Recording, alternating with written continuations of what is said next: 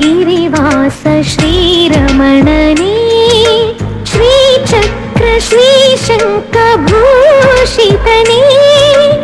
आत्माय देहाय आराधने।